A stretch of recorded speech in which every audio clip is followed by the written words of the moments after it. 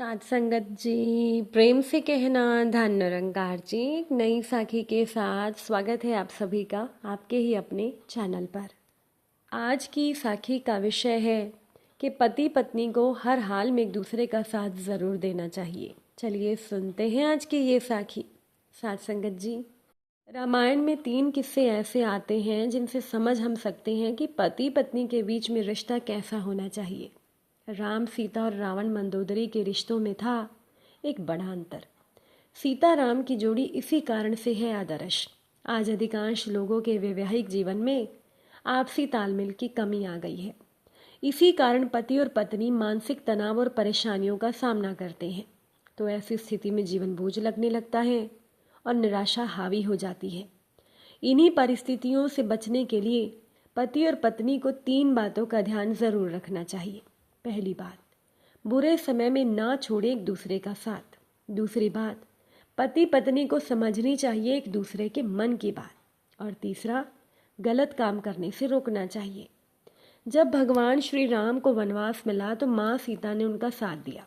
रामायण में जब कैकई ने राजा दशरथ से 2 वरदानों में भरत के लिए राज्याभिषेक और श्री राम के लिए 14 वर्ष का वनवास मांगा और राजा दशरथ को ये दोनों बातें माननी पड़ी थी, तब श्री राम वनवास जाने के लिए तैयार हो गए।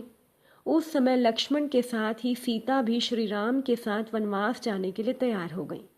साथ संगत जी, सीता सुकोमल राजकुमारी थी।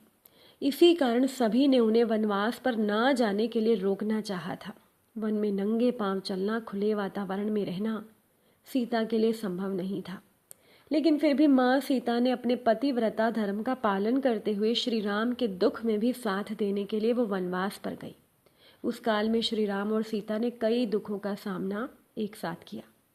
आज भी पति पत्नी के रिश्ते में ये बात होना ज़रूरी है। सुख के दिनों में तो सभी साथ देते हैं, लेकिन दुख के दिनों में पति पत्नी के सच्चे प्रेम और समर्पण की परीक्षा होती है। इस परीक्षा में सफल होने के बाद वैवाहिक जीवन सुखद और आनंद से भरपूर हो जाता है।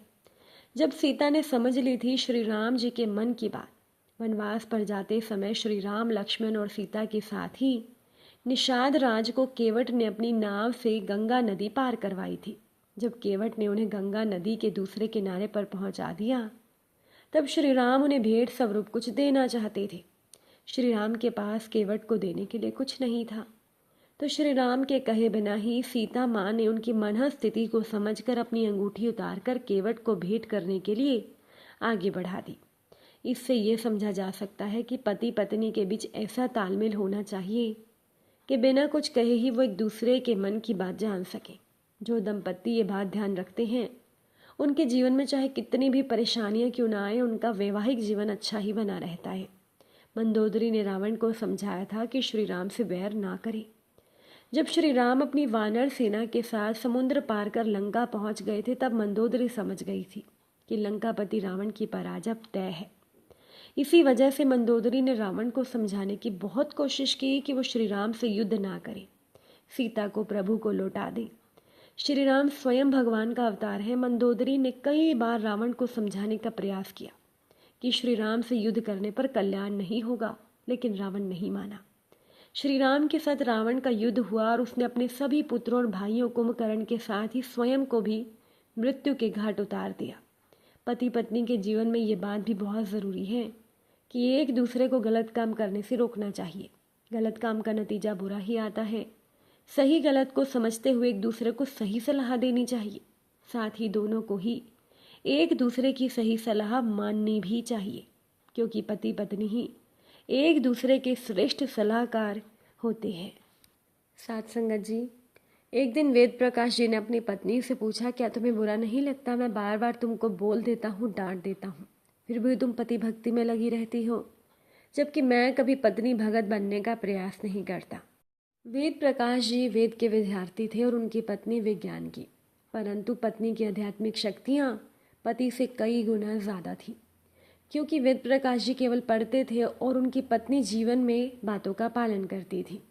पति के प्रश्न पर जरा वो हंसी और गिलास में पानी देते हुए बोली, ये बताइए, एक पुत्र यदि माता की भक्ति करता है तो उसे मातृ भगत कहा जाता है, परंतु माता यदि पुत्र की कितनी भी सेवा कर ले उसे पुत्र भगत तो नहीं कहा जा सकता ना। तो वेद प्रकाश जी सोच रहे थे कि आज मेरी पत्नी मुझे पुनः निरुत्तर करेगी। तो वेद प्रकाश जी ने प्रश्न किया, ये बताओ, जब जीवन का प्रारंभ हुआ तो पुरुष और स्त्री समान थे, फिर पुरुष बड़ा कैसे हो गया जबकि स्त्री तो शक्ति का स्वरूप होती है। तो मुस्कुराते हुए पत्नी बोली कि आपको थोड़ी विज्ञान भी पढ़नी चाहिए थी। तो वेद प्रकाश जी थोड़ा झेप गए। उनकी पत्नी ने कहना शुरू किया कि यह दुनिया मात्र दो वस्तुओं से निर्मित है, ऊर्जा और पदार्थ। पुरुष ऊर्जा का प्रतीक है और स्त्री पदार्थ की। पदार्थ को अगर विकसित होना हो तो वो ऊर्जा का आधान करता है, ना कि ऊर्जा पदार्थ का। ठीक इसी प्रकार से जब एक स्त्री एक पुरुष का आधान करती है तो वो शक्ति स्वरूप हो जाती है और आने वाली पीढ़ियों अर्थात अपनी संतानों के लिए प्रथम पूज्या हो जाती है, क्योंकि वह पदार्थ और ऊर्जा दोनों की स्वामिनी होती है, जबकि पुरुष मात्र ऊर्जा का ही अंश रह जाता है। तब वेद प्रकाश जी ने दोबारा कहा, तब तो तुम मेरी भी पूज्य हो गई ना, क्योंकि तुम तो ऊर्जा और पदार्थ दोनों की स्वामिनी हो। अब की बार उनकी पत्नी ने कहा, आप भी पढ़े लिखे मूर्खों जैसी बात करते हैं। आपकी ऊर्जा का अंश मैंने ग्रहण किया और शक्तिशाली तो हो गई, तो क्या उस शक्ति का प्रयोग आप पर ही करूं? ये तो कृतघ्नता हो जाएगी। तो वेद प्रकाश जी ने कहा कि मैं तो तुम पर शक्ति का प्रयोग करता हूँ, फिर तुम क्यों नहीं करती? तो पत्नी का उत्तर सुनकर पति की आंखों से आंसू आ गए। पत्नी ने कहा, जिसके संसर्ग मात्र से मुझ में जीवन उत्पन्न करने की क्षमता आ गई और ईश्वर से भी ऊंचा जो पद आपने मुझे प्रदान किया, जिसे माता कहते हैं, उसके साथ मैं विद्रोह नहीं कर सकती। फिर पत्नी ने चिढ़ाते हुए कहा, अगर शक्ति प्रयोग करना भी होगा तो मुझे क्या आवश्यकता है? मैं तो माता सीता की भांति लव कुश तैयार कर दूंगी, जो आपसे मेरा हिसाब किताब कर लेंगे। साथ संगत जी, सनातन धर्म में पत्नी को पति की वामंगी कहा गया है, यानी कि पति के शरीर का बायां हिस्सा। इसके अलावा पत्नी को पति की अर्धांगिनी भी कहा जाता है, जिसका अर्थ है पत्नी पति के शरीर का आधा अंग होती है। दोनों शब्दों का सार एक ही है, जिसके अनुसार पत्नी के बिना पति अधूरा है। पत्नी ही पति के जीवन को पूरा करती है, उसे खुशहाली प्रदान करती है, उसके परिवार का ख्याल रखती है और उसे वो सारे सुख प्रदान करती है जिसके वो योग्य है। पति पत्नी का रिश्ता दुनिया भर में बेहद महत्वपूर्ण बताया गया है। चाहे सोसाइटी कैसी भी हो, लोग कितने ही मॉडर्न क्यों ना हो जाए, लेकिन पति पत्नी के रिश्ते का रूप वही रहता है, प्यार और आपसी समझ से बना हुआ। पति परायणा यानी पति की हर बात मानने वाली पत्नी भी गरुड़ पुराण के अनुसार एक गुणी पत्नी होती है। जो पत्नी अपने पति को ही सब कुछ मानती हो, उसे देवता के समान मानती हो तथा कभी भी अपने पति के बारे में बुरा न सोचती हो, वो पत्नी गुणी है। विवाह के बाद एक स्त्री न केवल एक पुरुष की पत्नी बनकर नए घर में प्रवेश करती है और उस घर की बहू भी कहलाती है। उस घर के लोगों और संस्कारों से उसका एक गहरा रिश्ता बन जाता है। इसलिए शादी के बाद नए लोगों से जुड़े रीति रिवाजों को स्वीकारना ही एक औरत की जिम्मेदारी है। इसके अलावा एक पत्नी को एक विशेष प्रकार के धर्म का पालन भी करना होता है। विवाह के बाद उसका सबसे पहला धर्म होता है कि वो अपने पति और परिवार के भले के बारे में सोचे और वह ऐसा कोई काम ना करे जिससे कि उसके पति या परिवार का कोई अहित हो।